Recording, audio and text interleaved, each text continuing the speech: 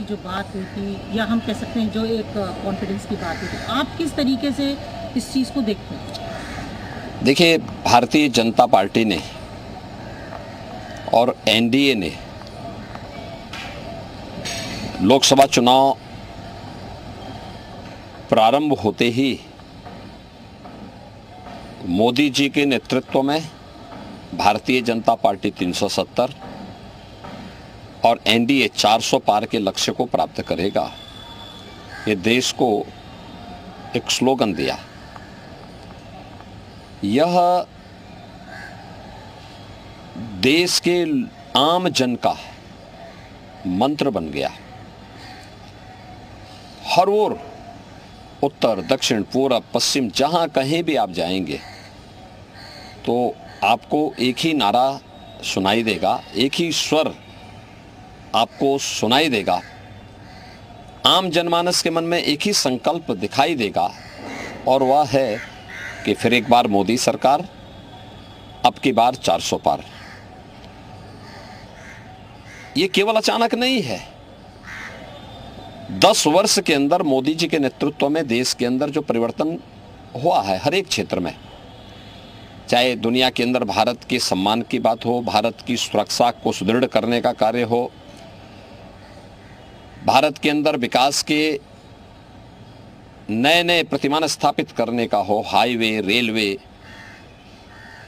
Highway में 2 लेन, 4 लेन, 6 लेन, 12 लेन के highway, railway में नमो वंदे भारत, अमृत भारत और नमो भारत की नई ट्रेन की मॉडर्न फैसिलिटी के साथ में, वर्ल्ड क्लास फैसिलिटी के साथ में जो सुविधाएं उपलब्ध हुई हैं, चाहे वह इस कार्य को आगे बढ़ाने का हो, 1 डिस्ट्रिक्ट 1 मेडिकल कॉलेज का हो, एम्स हो, IIT, IIM, IIIT, NIT, world class university, हर घर नल जैसी योजनाओं के माध्यम से विकास के जो नए मॉडल मोदी जी के नेतृत्व में 10 वर्ष के अंदर हुए, और गरीब कल्याणकारी योजनाओं को भी जिस प्रभावी ढंग से जमीनी धरातल पर उतारने का काम हुआ है, गरीब को फ्री में राशन की सुविधा का लाभ, करोड़ों गरीबों को करवाने का कार्य, किसान को किसान सम्मान निधि का लाभ, हर घर में शौचालय के निर्माण का कार्य,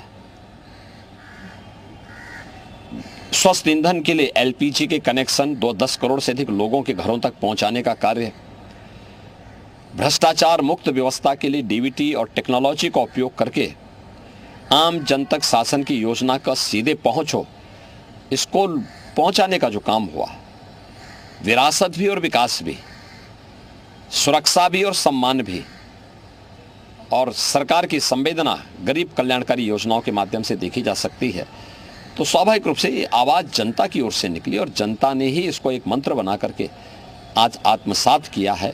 और इसलिए हम कह सकते हैं कि 4 जून को जब परिणाम आएगा, भारतीय जनता पार्टी एनडीए 400 पार के लक्ष्य को प्राप्त करेगा। सर, आजकल राहुल गांधी जब अपनी जनसभाओं में ज़्यादातर एक हाथ में, दूसरी तरफ अखिलेश यादव कह रहे हैं कि 4 जून को खुशियाँ आएंगी।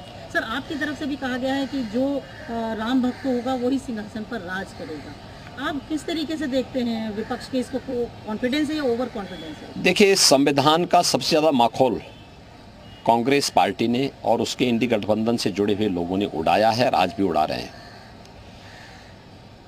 देश के अंदर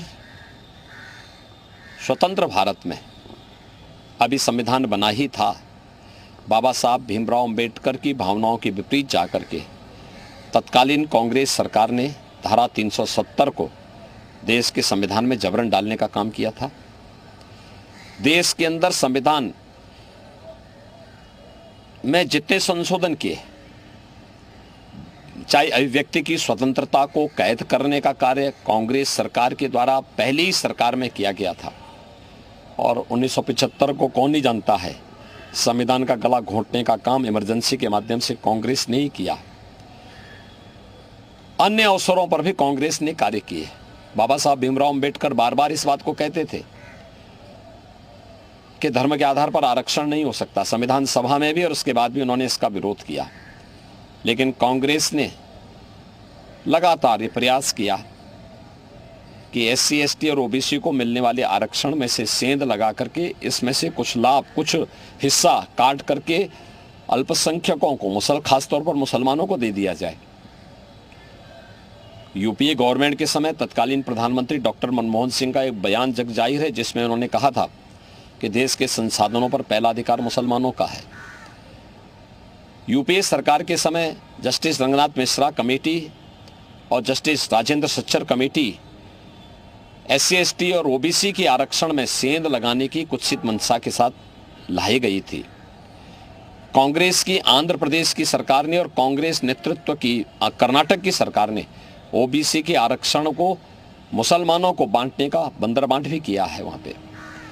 तो संविधान का सर्वाधिक मखौल कांग्रेस ने और उसके इंडी गठबंधन से जुड़े हुए लोग, चाहे वह समाजवादी पार्टी हो, चाहे वह TMC हो, चाहे वह RJD हो, चाहे वह आम आदमी पार्टी हो, इन्हीं लोगों ने उड़ाया है। और ये लोग लगातार आज भी यही प्रयास कर रहे हैं, इनके द्वारा यही कार्य किया जा रहा है। समाजवादी पार्टी ने 2014-2012 के इलेक्शन में अपने मैनिफेस्टो में इस बात का उल्लेख किया था कि वह मुसलमानों को भी आरक्षण देगी। PAC में, उत्तर प्रदेश की PAC में 15% मुस्लिम आरक्षण की व्यवस्था घोषणा भी समाजवादी पार्टी ने की थी। समाजवादी पार्टी का जगजाहिर जो चरित्र है जगजाहिर है। RJD में लालू जी पहले ही बोल चुके हैं कि बिहार के अंदर सभी मुसलमानों को भी आरक्षण का लाभ देंगे। TMC के एक फैसले को अभी कलकत्ता हाईकोर्ट ने पूरी तरह पलट करके सरकार के मुंह पे तमाचा मारा है और कहा कि धर्म के आधार पर आरक्षण नहीं हो सकता। इनका कांग्रेस का मैनिफेस्टो क्या कहता है कि भारत के अंदर पर्सनल लॉ लागू करेंगे। पर्सनल लॉ लागू करने का मतलब तालिबानी शासन। बेटी स्कूल नहीं जा पाएगी, माताएं बहनें मार्केट और ऑफिस नहीं जा पाएंगी, बुर्का पहन करके घर में दबा रहना पड़ेगा। भारतीय जनता पार्टी इस बात को कहती है, मोदी जी के नेतृत्व में किया भी गया है। बेटी बचाओ बेटी पढ़ाओ से लेकर के मातृवंदना योजना से लेकर के नारी शक्ति वंदन अधिनियम, देश की पहली संसद में यह अधिनियम पारित हुआ जो महिलाओं को विधानसभा और संसद में 33% आरक्षण की सुविधा देता है। और बीजेपी की एक घोषणा है कि देश बाबा साहब भीमराव अंबेडकर के द्वारा बनाए गए संविधान से चलेगा। यह देश पर्सनल कानून से नहीं चलेगा और सरिया कानून से भी नहीं चलेगा। कांग्रेस और समाजवादी पार्टी अपनी हार को सुनिश्चित जान करके गुमराह करने का प्रयास कर रहे हैं। इनकी मंशा कभी पूरी नहीं होगी और भारत की जनता बहुत जागरूक है। वह मोदी जी के नेतृत्व में फिर एक बार मोदी सरकार बनाएगा और जनता की ओर से आवाज़ आ रही है अब तो कि जो राम को लाए हैं हम उनको लाएंगे और राम भक्त ही राज करेगा दिल्ली के सिंहासन पर। तो स्वाभाविक रूप से परम राम भक्त मोदी जी हैं, परम राष्ट्र भक्त मोदी जी हैं।